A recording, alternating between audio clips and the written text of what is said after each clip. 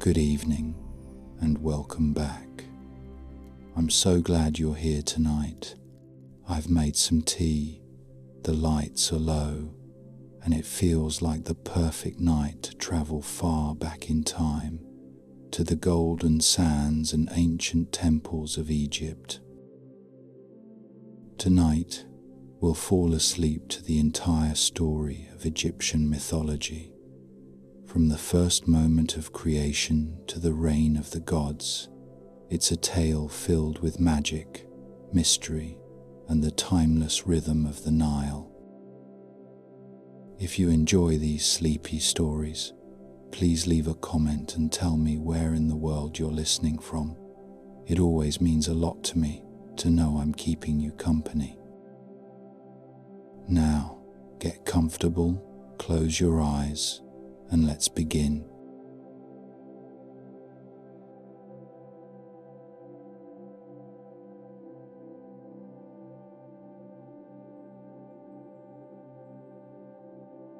There was once only a breathless hush.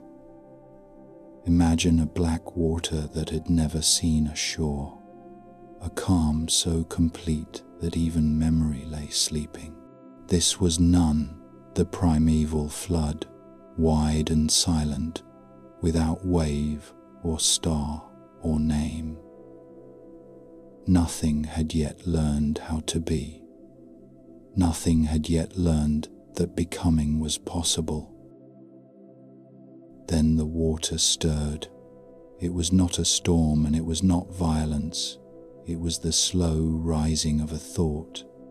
Out of the hush lifted a mound, a shining hill that broke the surface like the first word of a poem. The heron stepped upon it and shook its feathers, as if testing the weight of reality.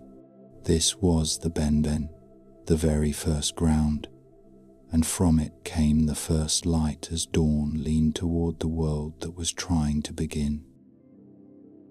Standing upon that first gleam was a solitary presence. Atum came forth, self-made and self-named, old as the moment and young as the breath that followed. Atum looked out over the sleeping flood and found it beautiful but empty, and so spoke the first language the world would ever hear. The words were not loud, they were careful and exact, as if the speaker knew that names can build or break a thing. From those words came Shu, the clear and tender air, and Tefnut, the cool and shining moisture. They were twins of balance, the first companions, the first proof that even solitude can open its hands and let company in. Shu lifted his face and Tefnut let fall a silver rain. From their union came Geb, who was the earth, and Nut, who was the sky. Geb was warm brown soil and the smell of fresh loam after the flood. Nut was midnight painted with stars and the hush that arrives when a lantern is cupped with both hands. They loved each other too closely for the world to unfold, for they clasped and would not release. The length of the day could not stretch. The tide could not find its bed. So Atum asked Shu to lift Nut high and hold her there, arched and glittering, while Geb lay beneath and began to green. The world found its room. Space opened between earth and sky like an invitation. The first reed trembled in a breeze that had only just learned its task. It is said that when Nut lifted, stars spilled from her. They were her children, bright as a handful of ground glass cast over velvet. She swallowed the sun each evening and brought it forth each morning anew. Thus day learned how to follow night, and night learned how to tolerate the promise of morning. In this gentle rhythm a certainty took root, a rule that was not strict and not cold, but wise. They named it Maat, which is balance and truth, and the long song of rightness that threads through creation. It is light set on one side of the scale and a heart set on the other. It is the way a river bends without breaking, the way a king kneels to offer bread to a god who is also his guest. When the sun first rose, he was given a name as well. Ra kindled upon the horizon, and the water took a colour it had never held before. Birds woke in the marshes and spoke a language all their own. The heron lifted, and the fish turned, and the papyrus shook green spears at the newborn light. Ra was not yet the old traveller of the night Barke. He was a wonder new to himself, a bright astonishment that could not keep from returning, as if he were learning the pleasure of arrival with every dawn. The story could stop there and still be beautiful, but Egypt is a house with many rooms, and every room keeps a different version of the beginning. In the city of Memphis, the people spoke of Ptah, the craftsman of the gods, who sat in thought and built everything by dreaming it in his heart and speaking it with his tongue. He did not need to lift stone. The idea was the chisel, and the word was the mallet. When he pronounced a name, the named thing unfolded and took breath. Temples rose in the mind before they lifted from the ground. The first measures, the first songs, the first order of law and brick and story took their shape as speech that knew its duty. South along the river, where the granite hills lean close, people told of Khnum, the patient potter with ram horns, who watched the flood waters with a professional pride. He sat at his wheel, which turned with the hum of the river itself, and shaped the bodies of men and women from clay the colour of wet banks. He smoothed each brow with a thumb that knew tenderness. He set the curve of the spine and the fold of the palm. When he had finished, he leaned and breathed upon his figures, and the figures opened their eyes. If you have ever felt that someone who loves you placed you carefully in the world, you have felt the craft of Khnum. Farther north, in Hermopolis, the story changed again. There the people remembered a time when 8 old beings stirred the flood like great thoughts rolling in sleep. They were the Ogdoad, pairs of frog-headed and serpent-headed powers who kept the deep in its uncertainty. They were darkness and water, infinity and hiddenness. When they moved together, the first light shivered from their meeting as the first geese call echoed over a lake before dawn. Some say an egg rose from their waters and cracked with a sound like a temple drum, and from that egg stepped the shining one who would set the heavens in motion. The variations do not quarrel. They sing in harmony, each verse adding a tone to the same melody. Meanwhile, the first gods learned their stations the way dancers learn the steps of a dance. Shu held the sky high and laughed when the wind ran through his fingers. Tefnut clothed the air with warmth and cooled it with her tears, and the tears became rain, and the rain became flood, and the flood became blessing. Geb stretched and felt grass press his skin. He taught seeds to wake, and every waking plant was a small triumph against the memory of the endless dark. Nut arched above and showed the moon its quiet road and taught the stars to keep watch. In the place where the river widened and the marshes shone like mirrors, a heron still waited upon the shore and watched history take its first quiet steps. Ra looked upon what had been spoken and shaped and sung, and saw that intention needed guardianship. A principle as delicate as Ma'at must be kept. So he set his sacred eye to wander and to return, a promise that watchfulness itself is a gift. He gave to kings a duty rather than a crown, and to priests a tenderness rather than a terror. They were to wake the god each morning in the inner room, to wash the sacred statue and dress it with linen, to set bread and beer before it as a host might treat a beloved guest. These were not empty gestures. They were stitches that kept the fabric of the world from fraying. On a morning that might have been the 1st or the 1000th, Atum stood again upon the benben and gazed at the long blue ribbon that would one day be called the Nile. Birds lifted from the reeds in a sudden silver gust. The air smelled of wet mud and sweet growth. Atum did not smile, for his face was the old face that holds both sorrow and joy without moving. Yet there was satisfaction in the tilt of his head. What had been thought had become river and light and the soft clack of papyrus. What had been name had become person. What had been rule had become kindness. The people who would live along that river would learn to trust this pattern. Flood would arrive, high and full, laying a black silt that took the shape of promise. The water would recede, and seeds would wake, and men would press their footprints into the damp banks and know that they were part of a balance that stretched from their fields to the far ceiling of the stars.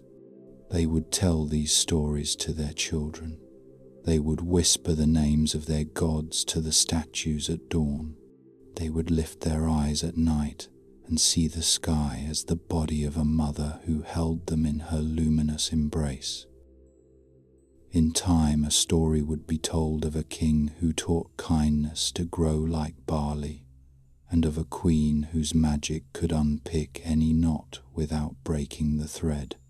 Their names would be Osiris and Isis, and the river would never forget them. But that belongs to later chapters. For now we linger at the first light and listen to the reed tremble and watch the heron stand, as if the bird were a priest officiating at the earliest morning. The gold hush spreads across the water. The scales of Ma'at are poised. The sun, which is also a god, climbs the empty sky that Nut has opened for him, and the world breathes in and discovers that breathing can become a habit. There is a lesson tucked inside this calm beginning. Creation is not a clap of thunder, at least not here by this old river. It is a conversation kept over many mornings. It is a potter turning the same wheel and finding that each shape is new. It is a craftsman who dreams the pattern before he lays his hands upon the stone. It is 8 old beings who roll their vast thoughts and lay an egg the color of bronze dawn. It is a solitary god who speaks the first names and finds himself less alone with every word he says. Above all, it is a balance, a feather poised against a heart. The world goes on because it remembers to weigh itself and to choose gentleness. Look once more at the first hill rising from none. It glints like wet granite.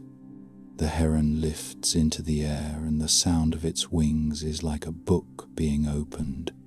A breeze runs across the papyrus and gives the water a shiver that looks very much like delight. Somewhere in the heart of a future temple, a priest will whisper the earliest names. Somewhere in the mind of a future child, a star will fall and leave behind a streak of wonder that never fades. The first dawn keeps happening. Every morning repeats the old promise. The world begins again and again, and each time it remembers to call itself good. When the river learned its seasons and the fields woke to the song of Ma'at, there came a king whose presence felt like water reaching thirsty roots. They called him Osiris, and he wore green in every story because the black silt loved him and the barley bowed when he passed. He did not rule from a seat alone. He walked the banks and stepped into furrows. He showed people how to stitch canals through their fields, how to time the flood with patience rather than fear, how to grind grain so that bread came out warm and fragrant instead of coarse and bitter. He taught them music that kept the hand steady while the harvest was brought in, and the music sounded like a memory that had always waited inside the wind. Those who had once trusted only chance began to trust custom and kindness. It was said that Osiris looked at a man and reminded him that the heart can be as light as a feather when it is kept clean. At his side moved Isis, who was study and devotion and a mind so bright that even the gods learned caution. Isis watched the river as a reader watches a line of script. She gathered names the way a careful scribe gathers ink.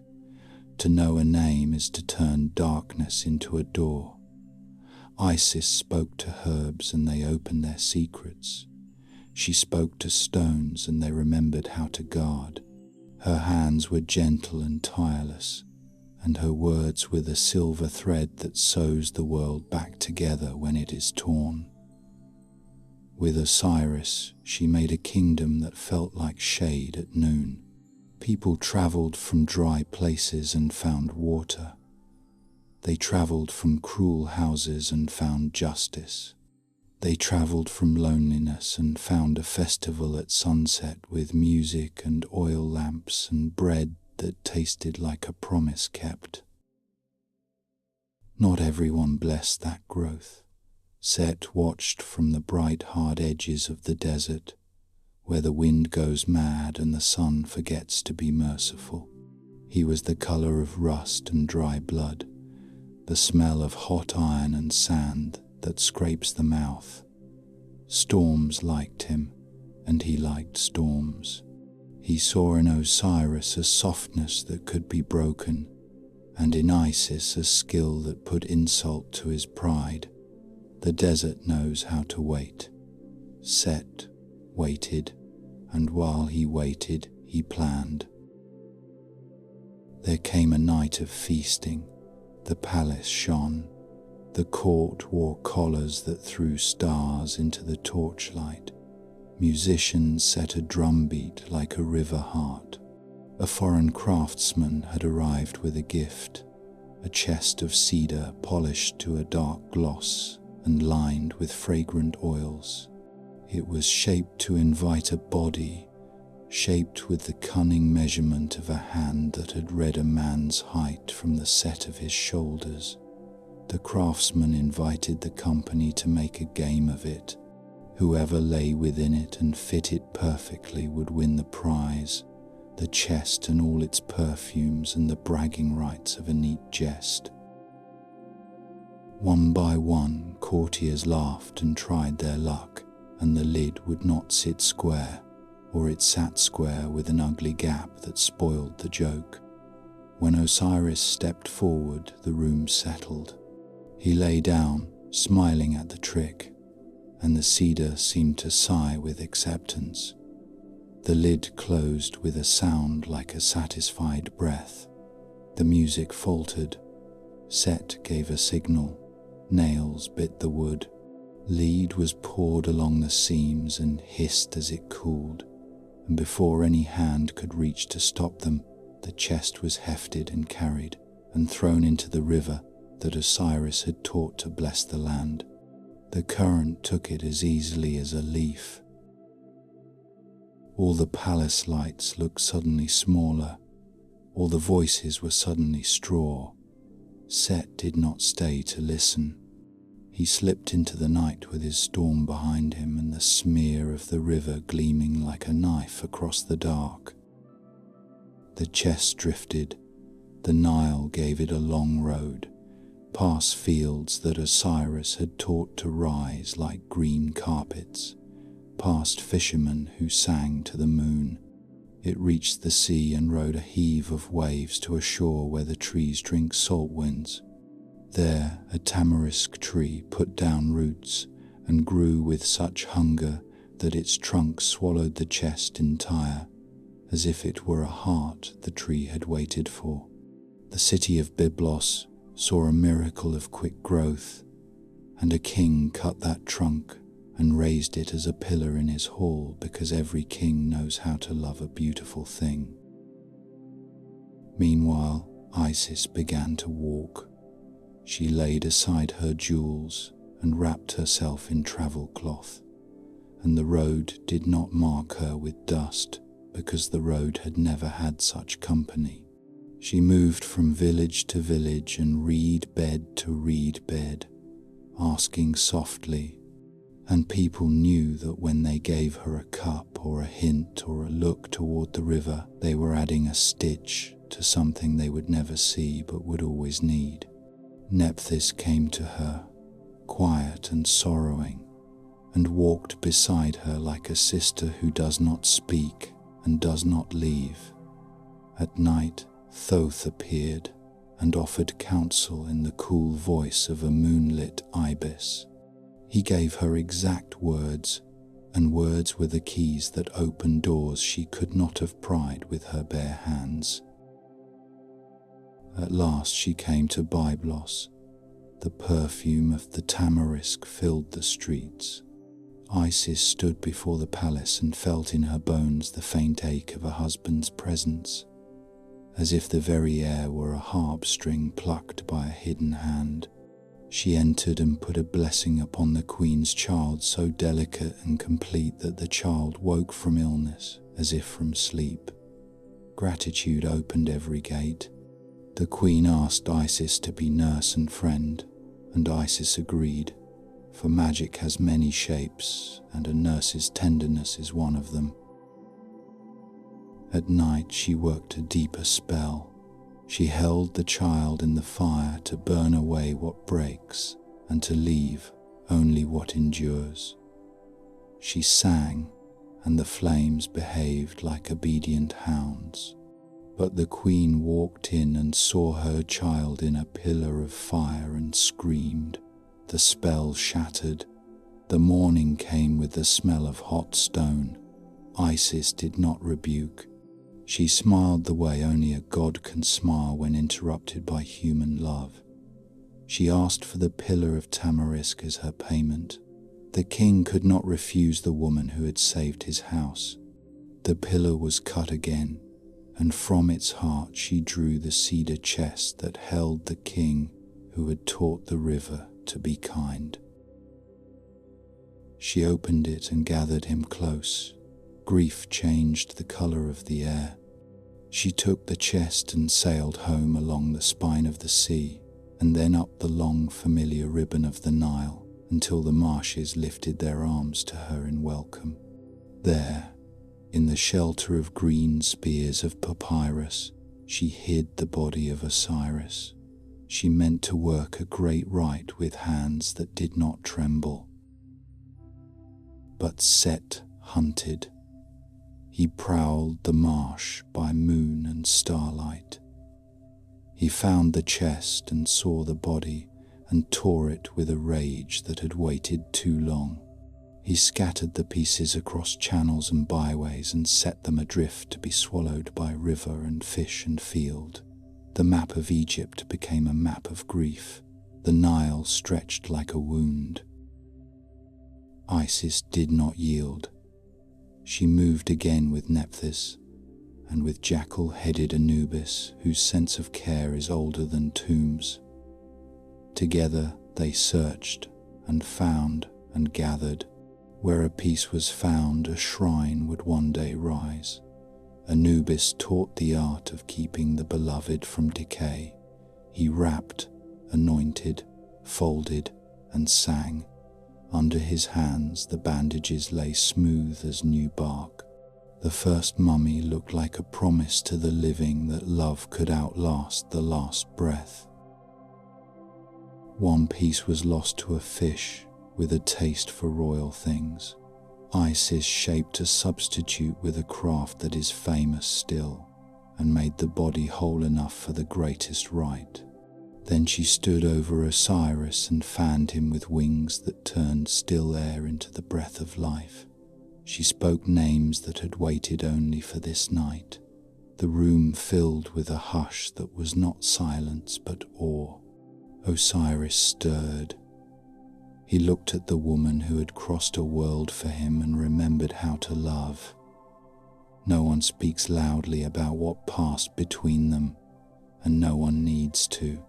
The magic took, and it took in the deepest way.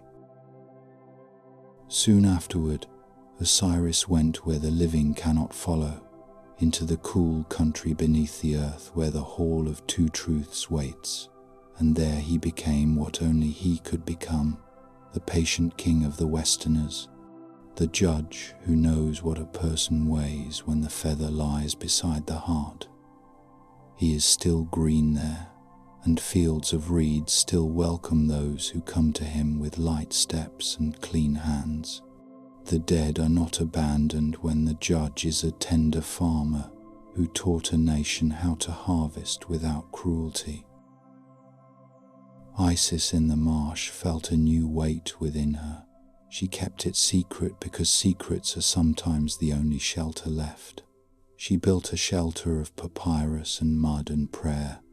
She called to friendly gods and to ordinary creatures who owed her favors. Scorpions came to serve her, 7 of them with claws like little knives and tails that wrote warnings in the air. Their leader was Tifen, and he carried his sting like a steward who knows the protocol of kings. There is a tale that on a certain evening Isis sought a bed in a village, and a proud woman barred her door, though the night already smelled of dew and the road had taken its toll. The scorpions took offense, as loyal servants will. They slipped away and stung the proud woman's child until the house wailed. Isis heard the cry and did not harden. She went to the threshold and spoke the words that unmake poison, and the child breathed again. The proud woman fell as if her knees had become water, and Isis lifted her and gave her comfort and asked for nothing in return.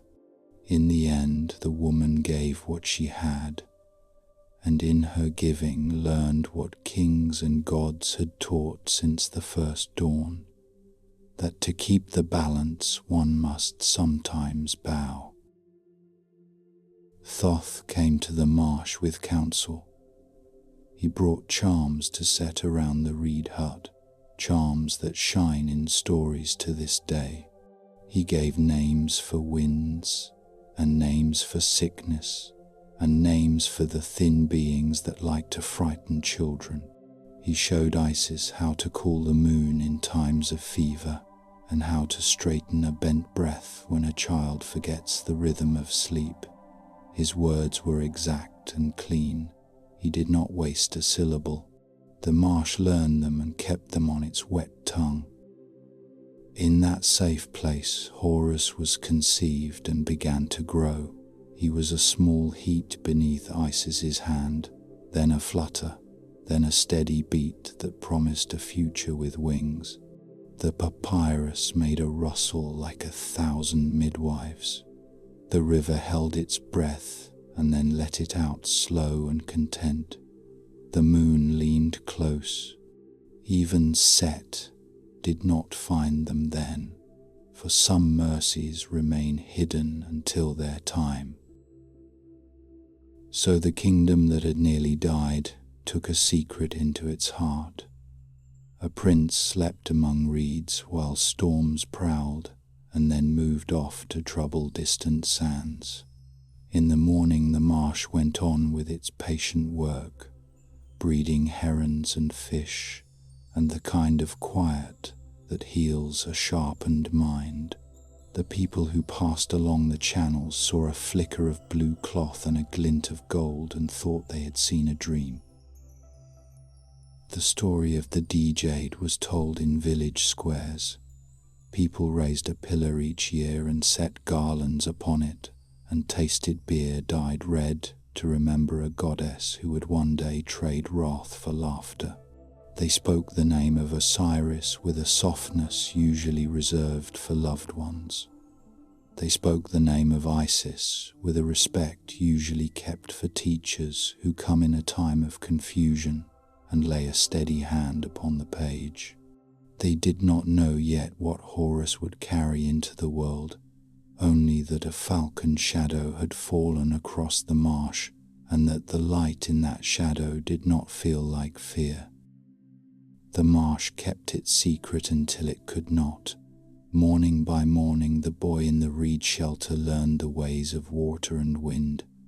Horus opened his eyes and the world opened with him.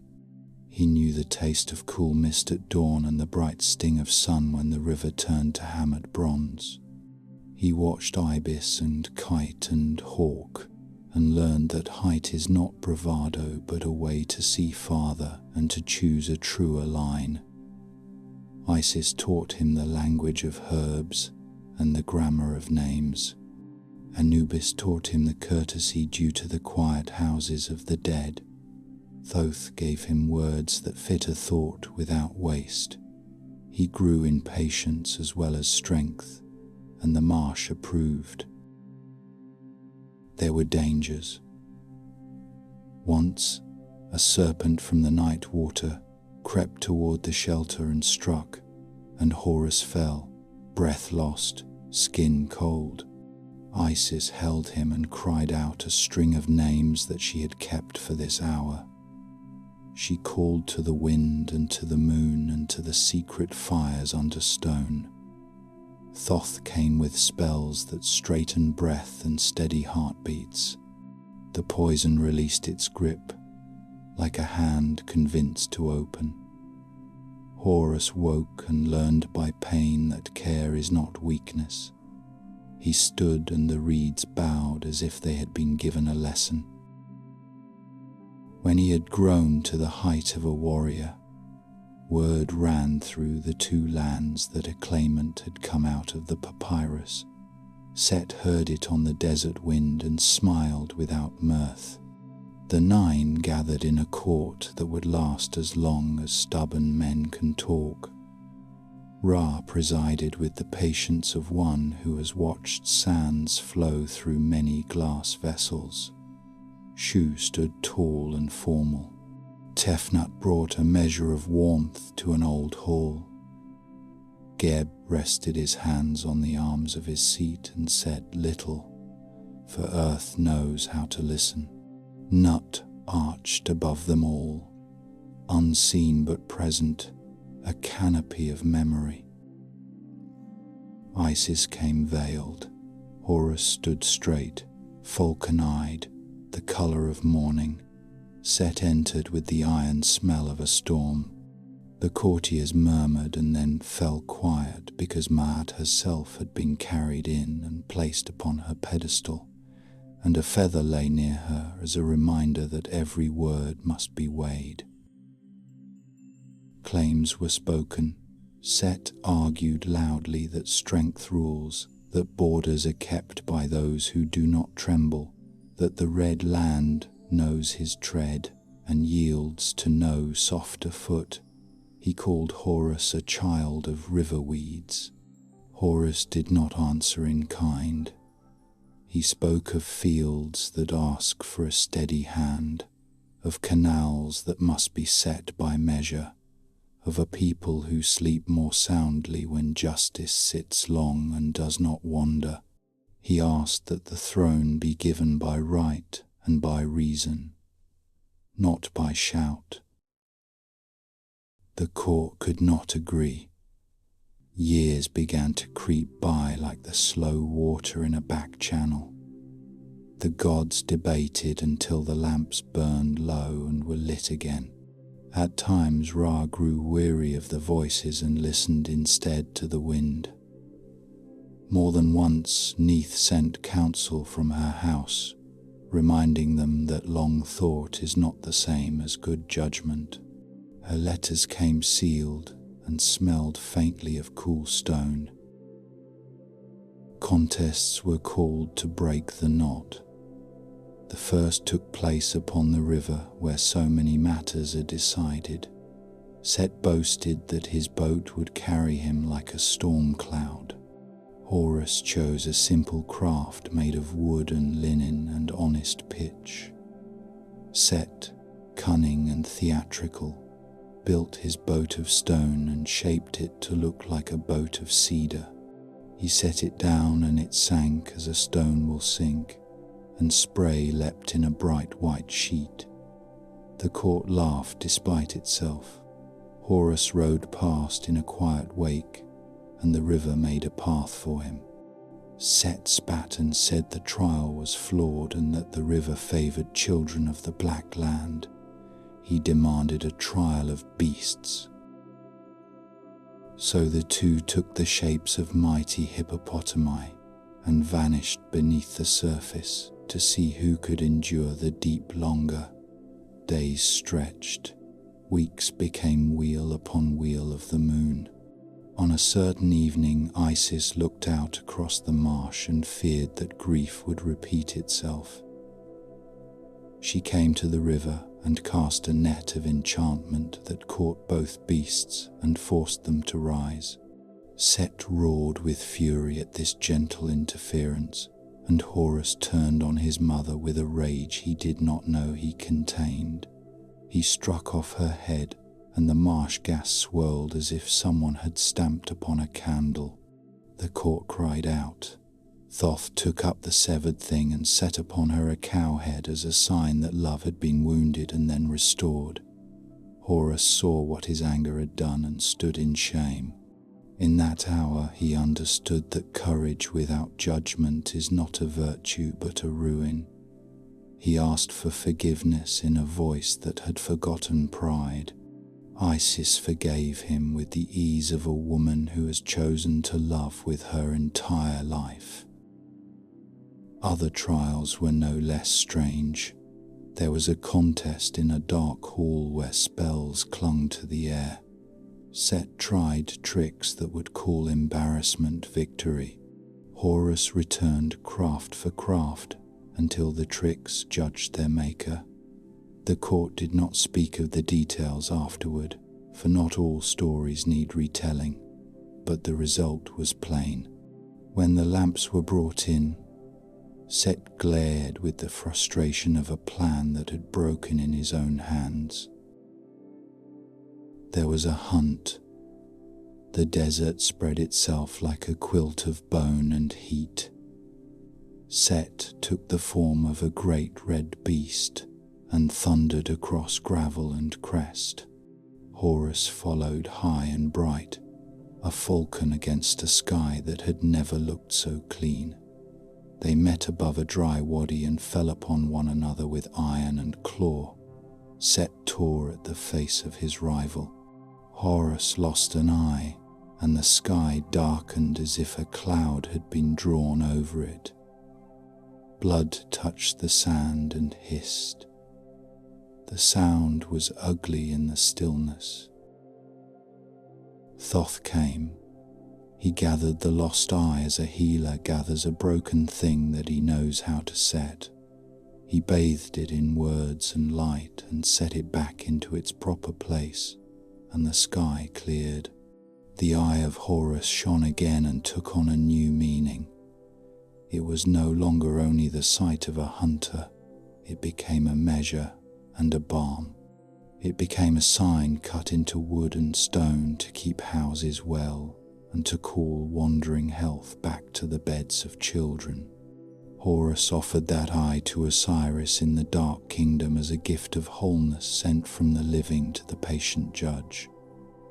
Osiris received it with a pleasure that made fields in the west ripple like wheat in a good wind. The court wavered again. Ra, who loved Set for his steadiness against the serpent that rises in the night, hesitated to strip him.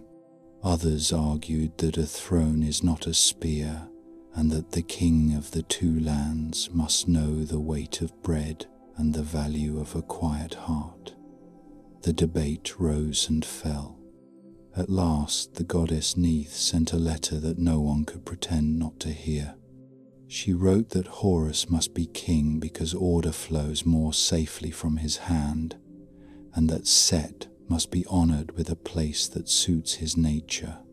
"Give the desert to Set," she said, "and the borders and the loud wind, and send him with Ra at night to guard the sun from the great serpent.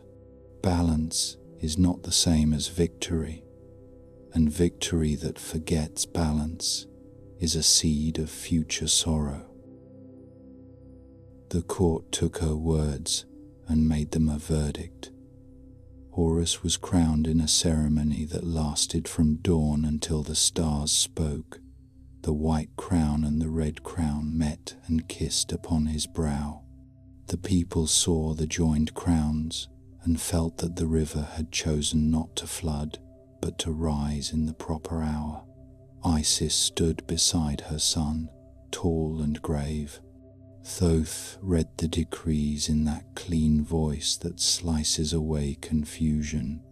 Mart hovered, satisfied, a feather gleaming beside the scale. Set did not slink. He stood and faced the hall with the pride that had always been his. He accepted the deserts and the thunder and the guardianship of lonely places. He took his spear and swore to stand upon the prow of the night boat and thrust it at the throat of the serpent when it rose. In this the court found a kind of grace. The world has edges, and someone must watch them. It is better that a storm god keep the borders than that the borders be kept by no one at all. Horus sat upon the falcon throne, and the air in the hall changed. It felt like the first moment after a fever breaks. Orders were carried to temples and granaries. Priests woke statues with new prayers that had been polished by years of waiting. Scribes set the name of Horus beside the royal cartouche, and the ink looked especially dark and sure upon the bright papyrus. Farmers stepped into their fields with shoulders that did not lift quite so high, as if a burden had fallen without anyone needing to say that it had. Judges weighed their cases with a steadier hand. The river rose and fell according to old promises, and the smell of wet earth returned to the villages like a familiar guest. Hathor came to the festival and shook her sistrum. Joy spilled like honey. Bastet walked between the lamps and laughed in doorways. Sobek moved through the lotus pools with the quiet pride of a god who understands both danger and kindness. Music lifted. The citizens of the two lands danced in the squares and courtyards and by the river stairs. The gods watched from their places and felt themselves held by the songs of those they guarded. In the great hall, Horus looked up at the painted ceiling where Nut was set with stars, and he thanked the mother of the sky for her roof and the father of the ground for his patience. He thanked the river for its road and the desert for its stern lessons. He thanked his mother for her tireless heart and his father for a legacy that had nothing to do with pride and everything to do with the green breath of a harvest. He thanked Thoth for the return of sight and Neith for the letter that ended the war of words. He did not thank Set, not in that hour, but he did not curse him either. He honored him with a space in the order of things. That was enough. So the falcon throne was taken. The two lands found their ruler and the court found its quiet. The eye shone, the feather lay light, and beyond the last pillars of the palace the earth exhaled and took in a long breath that felt like morning. When evening leans its gold against the western bank and the light begins to taste of figs and dust, the great bark waits in a cove of shadow. The river is quiet there, as if even crocodiles know not to stir. Priests whisper at the quay and lift their hands, and the air takes on the calm of a shrine. Then the god steps aboard. He is Ra, bright, Lord of Day. And yet at this hour he is also an old traveller who has learned the long road of darkness by heart. He takes his seat at the centre of the deck where a low glow gathers around him like breath in cold air. Around him stand companions chosen for their office and their fidelity. Seer is there, the person of perception, with eyes that weigh everything they meet and leave nothing unmeasured.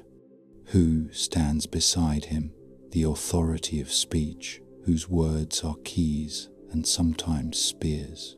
Mehen coils along the gunwales, a vast serpent whose scales are a wall against what hungers in the deep. The crew take up poles, and the prow loosens from the shore with a soft kiss of water against cedar. The city lamps thin behind them, fireflies scattered on the bank, and the river spreads into blackness that is not empty but dense with waiting. At the first hour they pass through a gate of stone where two guardians stand with faces too still to love and too watchful to hate. The gate opens only to names, and the names change like the faces of a dreaming child. Seer murmurs the right syllables. Who speaks them aloud? The doors release a sigh and swing like old shoulders. In that country the dead who have been properly supplied with words climb down to the embankment and join the procession in their own small craft. Each holds a small light cupped in both hands. They are quiet out of reverence and relief. At the second hour the channel narrows. The banks are walls of reed and wax black with the lustre of beetle wings. Strange herds graze in the fields beyond, not the cattle of day, but slow, broad-backed creatures that eat darkness the way oxen eat hay. They glance up as the barquet goes by and return to their pasture, chewing at shadow as if it were a blessing. The crew watches in practiced stillness. They know that to look too long into these fields is to forget one's name. At the third hour the depths move. The river becomes a corridor of polished stone, and the roof lowers until the stars vanish as if a lid had shut them. The company chants. Their voices keep the tunnel from closing. One of the crew drops a word and the boat lists until Hu restores the line with a firm, low tone that steadies everything from deck plank to heart. It is not courage that carries them here so much as attention. At the fourth hour, they pass the lake of fire. It burns without flame and casts no light on the faces of those who look into it. Mehen lifts his head and tests the air with a tongue that reads the language of danger. On the far bank, the keepers of the lake hold cups and measure punishment like apothecaries, not to torment but to cure. Those who wronged the balance are washed here until they remember what it felt like to be clean. The crew does not linger. Mercy is present, but mercy has the temper of a sword in this place. At the fifth hour, the first trouble comes. The water puckers as if a giant hand had dipped a finger and drawn circles. The ropes hum.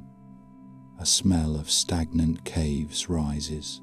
From far below, where the river forgets it began as rain, something churns upward, old and patient. The serpent comes, They call it Apophis in the temples, and older names in places without walls. It rises as long as a procession of palaces, eyes like pits that never learned mourning. Its skin drinks light, teeth open into a smile that remembers famine. Mehen uncoils. He does not rage. He settles into position around the deck and becomes a fortress of living rings. Sia calls out the shapes of the danger, and Hu answers with words that strike like thrown stones.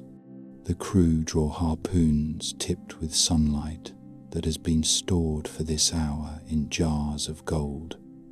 They fling them and they sing, because song is another kind of spear. The serpent lunges and strikes the coils that guard Ra. The deck trembles. The river groans with weight. Thoth appears on the stern like a cold lantern and counts, not the dead, but the steps of the rite that must be kept. Under the litany the harpoons find their mark. The great body twists and hisses and slowly slackens. It is bound with cords made of names and thrust beneath the water. The bark moves on. No one boasts. Fear makes braggarts, but the crew of the sunboat has only discipline. At the 6th hour quiet returns. They drift through halls where giants stand with poles across their shoulders, bearing something that looks like dawn rolled tight. The dead who have come so far lift their lights in greeting. Here the god grants them a cup of cool water and a morsel of bread that never stales. They drink, and the taste puts courage back in their bellies. Their faces soften. Some speak the name of a mother. Some speak the name of a child. The river takes these sounds and saves them. At the 7th hour the Hall of Two Truths appears, grand and austere. One can see it even from the deck. Its pillars are carved with rows of stars, and its floor gleams like a new coin. The dead file within through side doors. Anubis waits with a scale, calm and grave, with the head of a jackal that has seen every sorrow and has not turned away.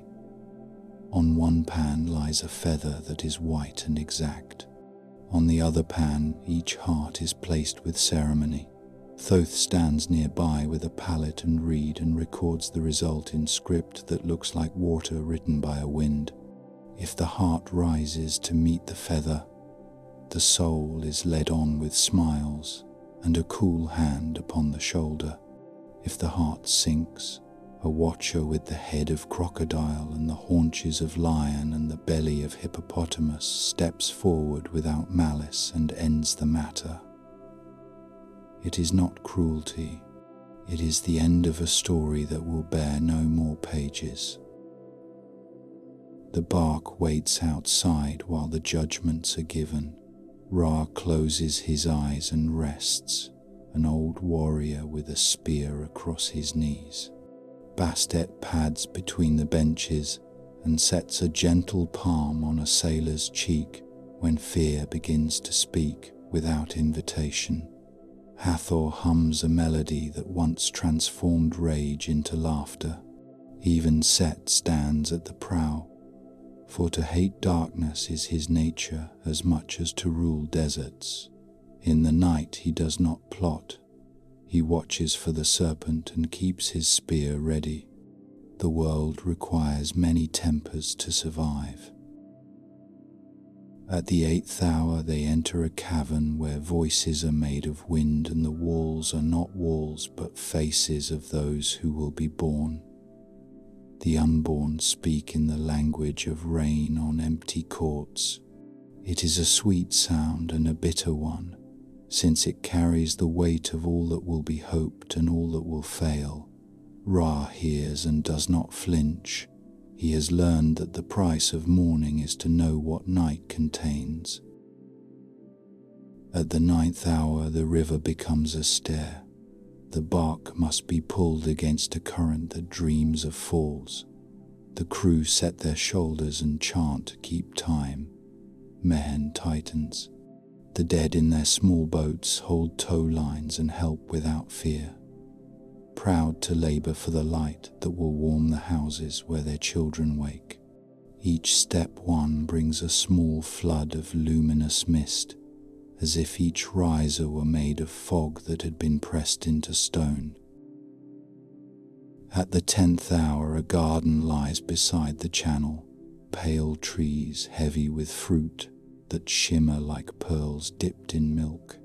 Here those who pass the scale are led to rest while the god still travels.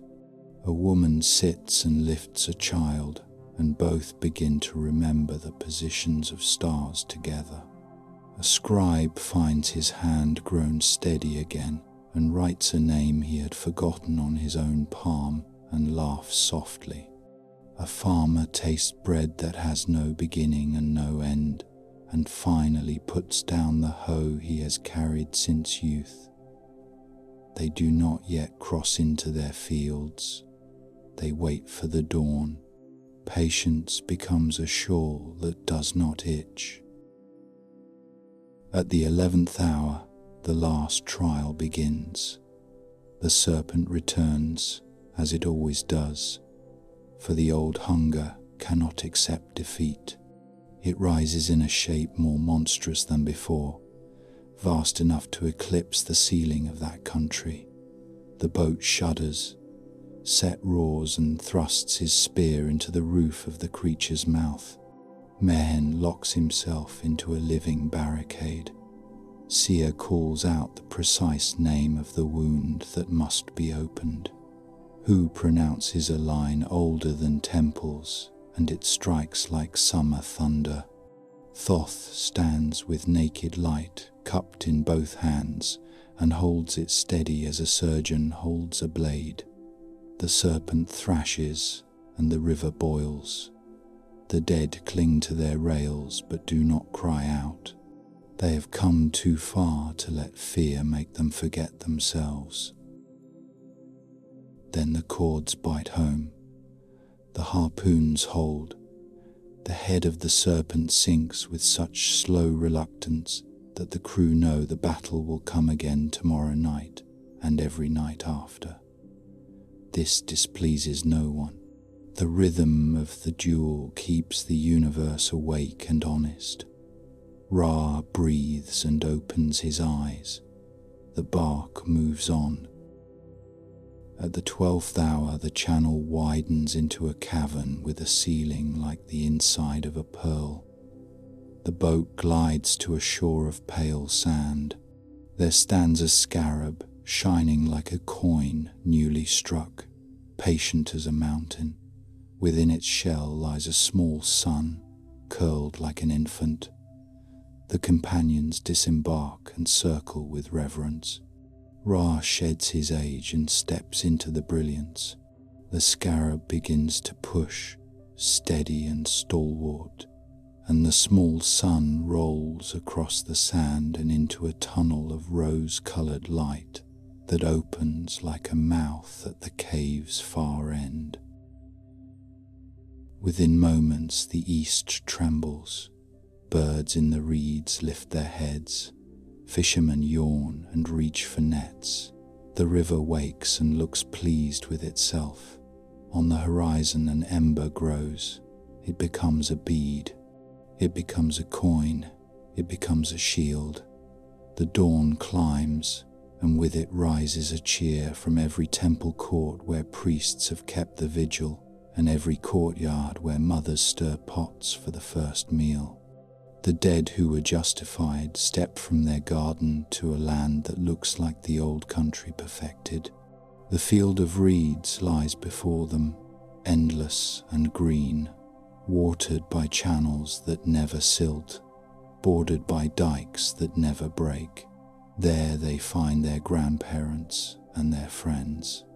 They reap without backache. They fish without empty nets.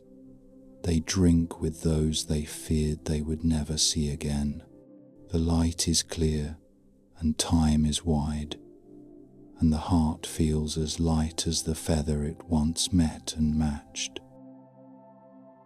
As for the god, he rides the first bright arc into morning, and the world forgets for a few hours that night is deep and full of teeth.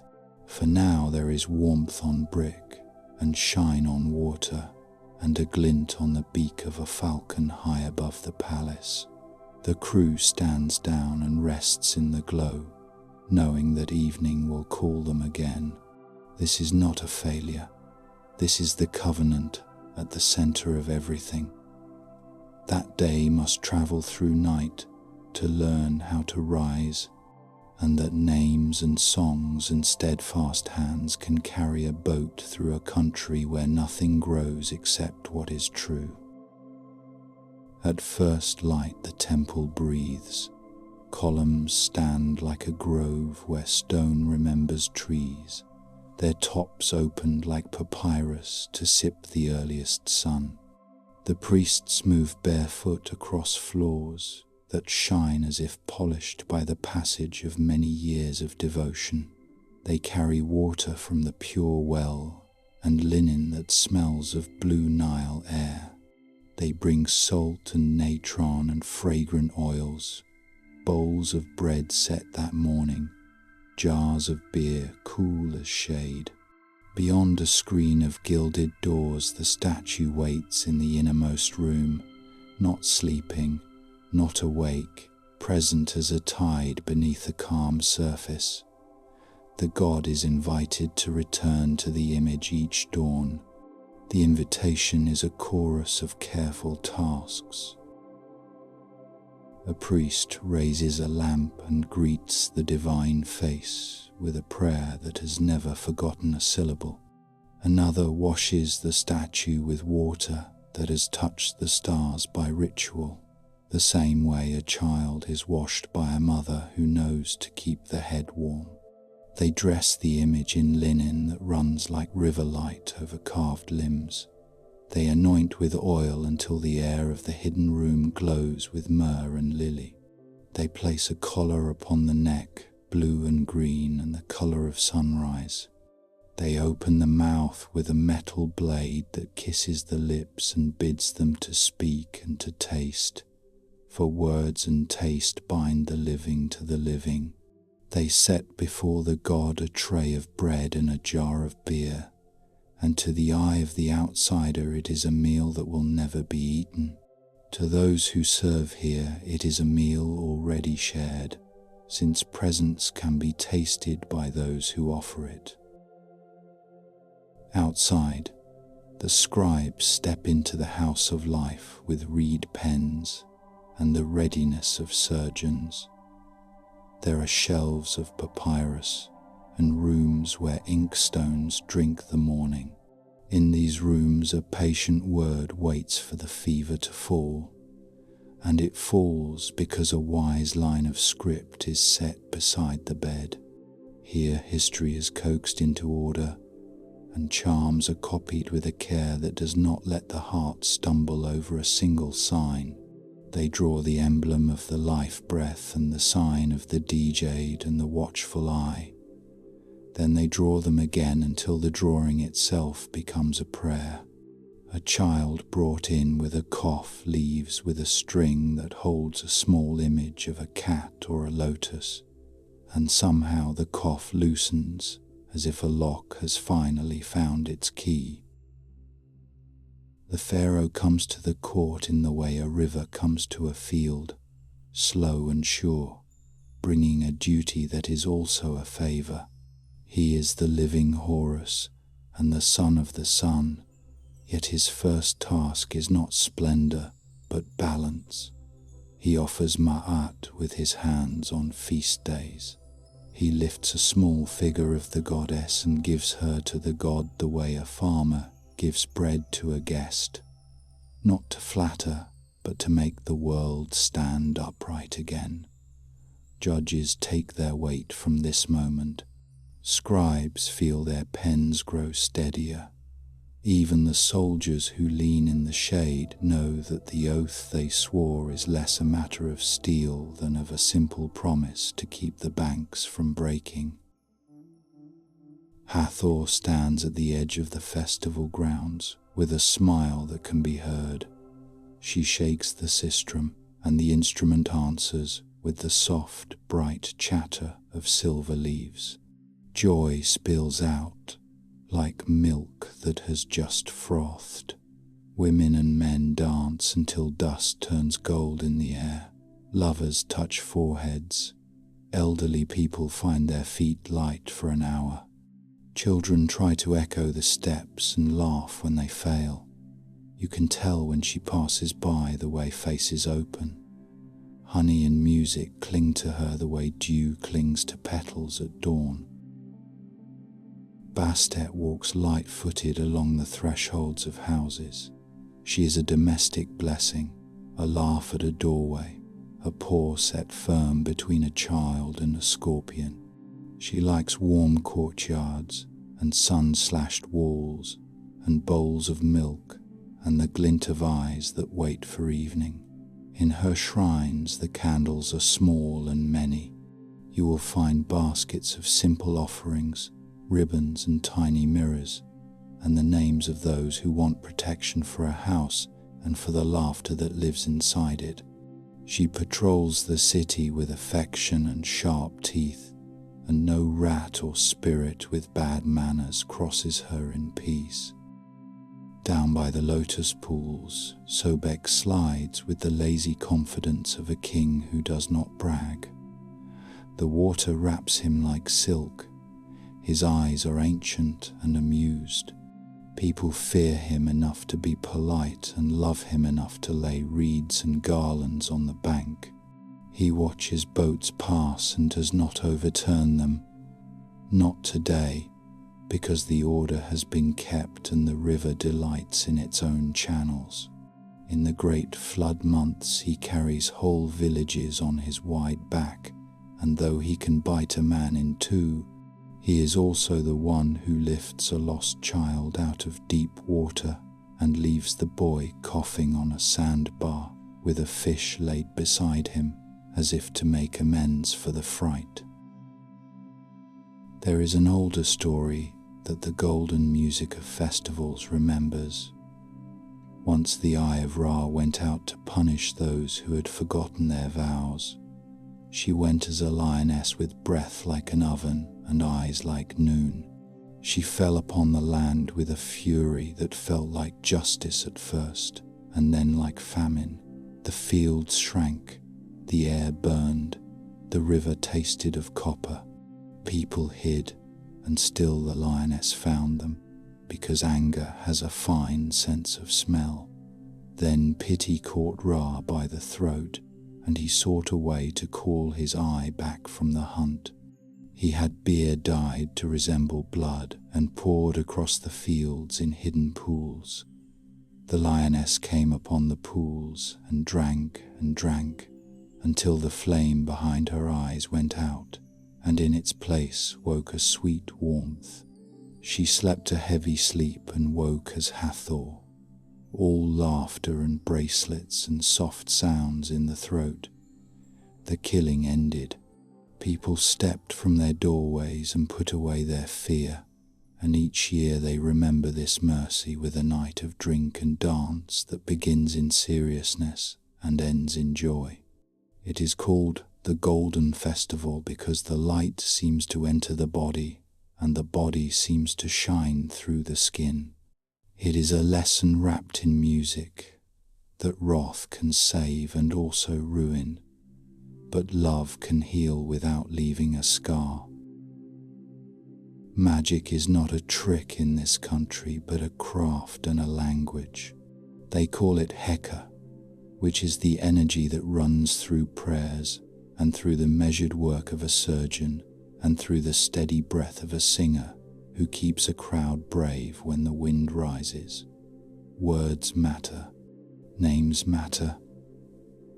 Mothers whisper secret names into the ears of their children so that nothing wandering by in malice can call them in the dark. Sailors paint the watchful eye on their boats so that the river will think twice before turning jealous. A peasant ties a cord with 7 knots and kisses each knot before he steps into a new field. A woman lays a small green scarab on her breast and sleeps, and her dreams come clean as spring water and leave her with a plan. The house of life keeps these things in neat rows, not to hoard but to share. The dead are still part of the city. They are not shut away but incorporated into the rhythm like a second drum that keeps a quiet beat beneath the loud one. When a person goes to the west, the body is wrapped with such care that you would think the living had found a way to fold love into linen. Anubis oversees the work with hands that never hurry and never err. The heart is left in place, for it must be heard from. A scarab is set as a listener and a speaker, to remind the heart to say what is true and to restrain it from betraying a small fault that was already being mended. A mask is placed upon the face, and when the mask looks up at the ceiling, it seems to be studying the painted sky and finding it agreeable. Beside the body they place small workers to answer the summons of the next world, neat little figures ready to hoe or to carry water, so that rest in the field of reeds does not turn into labor. A book is laid in the tomb, not a single book, but a collection of spells and maps and passwords, the length of a long road. It is called by many titles. One of them says that it is a way to come forth by day. The bar will fly like a bird with a human face, cheerful and curious, out into the morning and back again by night, while the car sits at the table and eats the offerings and keeps the room from feeling empty. When the right rites have been done for long enough and the balance has been kept with care, these two will fuse into the Ak, which is a sharp, shining thing like a star that has learned how to speak. The Ak goes where light goes. It counsels the living in dreams and is content to be what it has earned. Amulets are a language of their own. The Ankh is life, held neatly in the hand. The Dade is a spine set upright and a promise that a fall is never final. The Tiet knot looks like a belt and behaves like a tether that keeps the safe things close. The Wadjet eye watches from doors and lids and the hulls of boats. They are small, yes, but the world is full of locks that open to small keys. A queen may own a necklace that could pay for a city, and a shepherd may own a bead that cost 3 onions, and both will be thought well defended by the powers of their trinkets. Time moves. New rulers arrive with new languages in the market, and new coins held up to the sun to see how they shine. A general from a cold sea becomes a king who learns to bend his head in a shrine. A city of scholars rises from silt and trade winds, and towers of white stone look out toward islands. The names of the gods are found to have cousins. Thoth walks out of a doorway, and a traveler calls him Hermes and offers him a tablet and a vow. Isis sets foot in a foreign port, and the women there feel their throats loosen in relief as if their own mothers had stepped ashore. The old stories learn to speak in new voices. They do not lose themselves. They are like the river that accepts the tributary and still knows its own bed. At dusk, the temple breathes again. The god is led back to the hidden room. The doors are closed. The last light scallops along the eaves. Families eat in courtyards and tell stories about the day, And somewhere in that music a child asks a question about what happens when the sun goes away. The mother smiles and says the boat will carry it through the dark, and the father adds a small flourish, and the child falls asleep with a picture of oars and stars held safe under the lids of the eyes. In the palace, the king studies a petition and signs it with a name that has an image of a falcon tied to it like a bell. In the house of life, a scribe sands a page and blows the powder from the surface and sees that the line lies true. In the shrine of Bastet, a candle burns down and another is lit. In the pool, a crocodile sighs and rolls and dreams of warm banks. Somewhere, two lovers laugh about nothing, which is a sign that the balance is well kept. By morning, the ritual will begin again. Linen will be crisp and white. Bread will be set in a neat row, and beer will cool in the shade. The sistrum will wake, and the cat goddess will yawn, and the crocodile will blink like an old soldier. The pharaoh will step out with the knowledge that he must offer order the way other men offer bread and water. Children will run down alleys and kick up dust, and the dust will turn to glitter in the slant sun.